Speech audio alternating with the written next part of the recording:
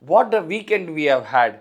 Usually a quiet border between Afghanistan and Pakistan just turned into a rocket-lit no man's zone. Before we had our coffee on Saturday morning, Pakistan fired the first shot.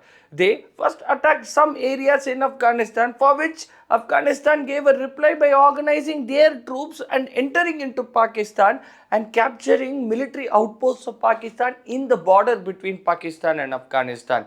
In the end, 23 soldiers of Pakistan lay dead, and it took phone calls from Qatar and Saudi Arabia to end this conflict within 2 to 3 days and to prevent further escalation. Hi guys, in today's video, let's look into detail what happened last weekend when Pakistan and Afghanistan fought with each other, and what is the long-standing conflict which is happening between both of them and why this happened. To truly understand the gravity of this conflict, we need to understand why it is happening regularly between Pakistan and Afghanistan. The main problem lies in a 2,640-kilometer line which is known as the Durand Line. This Durand Line was made in 1893 between the then British India and Afghanistan. This was mainly done to maintain diplomatic relationships between this British India and Afghanistan during that time, and this was to separate the fiercely independent Pashtun tribes from British India. But Afghans never accepted this line. When Pakistan gained its independence, they inherited this century-long problem also of this Durand Line. Ever since 1980s, the area in this Durand Line has been a place where a lot of terrorists had been. In the 1980s, the Mujahideen were present there, and they were the ones who trained their militants to attack the Soviets. In the 1990s, that was a place where the Taliban bred. And then post 9/11, that became a famous hunting ground for American drones when militants tried to cross the international borders. And today, it houses the TTP. This is the Tehreek-e-Taliban Pakistan. This is another organized outfit which is trying to put attacks into Pakistan, and Pakistan claims that this TTP is actually developing in this region of Durand Line, and they are conducting attacks regularly in Pakistan, and that is the reason why they come and attack this region, because this organization is putting harm in Pakistan's way.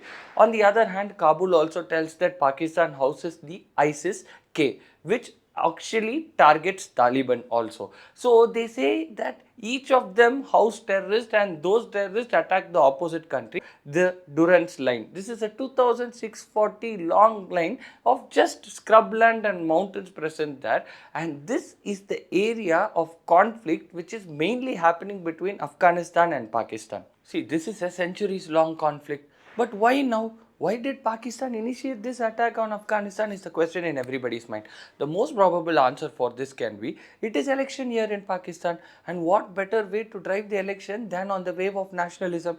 It is a proven thing in the past that on the wave of nationalism many parties win, and most probably that should be the reason, because this is a centuries long conflict. This Durand Line problem is there ever since 1893, but why the attack should be initiated now is the question in everybody's mind. Also, if you see on paper, the military of Pakistan is very powerful compared to Afghanistan. They outnumber them 4:1. Their tanks, their artillery, everything is better than Afghanistan. But here is where one thing comes to our mind, is the geography of that region.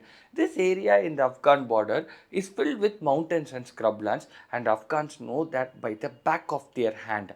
They know each and every tree which is present there, and this is one of the most important reasons why the Afghans are formidable in this also, even though Pakistan has more military might compared to Afghanistan. See, Pakistan uses the modern military warfare. They use their modern F-16s, they have modern guns. Afghans also have these guns and everything, but they do not have these air attack methods which Pakistan has. But what they have is the intrinsic knowledge of the geography in that region, which helps them come, attack in packs, and then go back and disperse in the mountains. Whatever technology you have, if you don't know where these people are hiding, where are you going to go and attack them? This is where the Afghans have an upper hand compared to that of Pakistan. The political fallout of this was immediate. First thing what two countries do when they fight in war, first they stop their trade. Immediately Pakistan closed the Torkham Chaman area where the trade happens. Millions of dollars of trade trucks which are going through these routes were closed. Also, Afghanistan said no more trade trucks from Pakistan should enter into Afghanistan. Again, millions of dollars of trade is stopped there. Again, China will be having a close look into this because the Belt Road project which China is running on is merely 200 kilometers from where the clashes are happening. So they will be concerned about this. In the Pakistan parliament also, this was a huge debate. Though the Prime Minister said that this was an unprovoked attack by Afghanistan, the opposition leaders clearly said that you're doing this during election year just to deviate from the national topic such that you can ride on the wave of nationalism, as we spoke just few minutes before.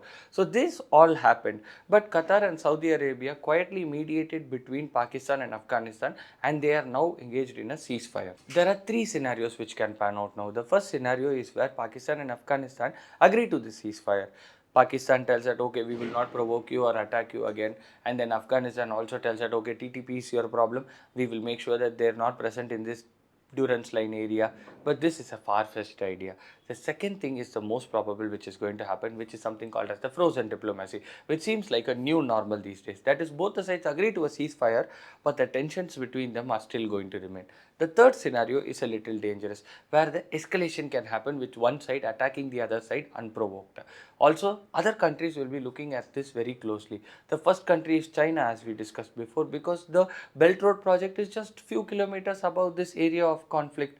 The second country is India. India is already trying to establish some relationships with the Afghanistan government, such that they have also told that we will export some wheat into your country. This will make the relationship between India and Afghanistan stronger and strengthen their trade ties. Also, the third country which will have a close look at this problem is another border nation there, which is the Russia. Russia is already having a lot of problems on the other side of the border, so they will make sure that this side of the border is calm and quiet. Now we can see that a single problem happening between two countries can affect multiple countries and the trade relationships between all of them. Do like, share and subscribe me for more interesting videos.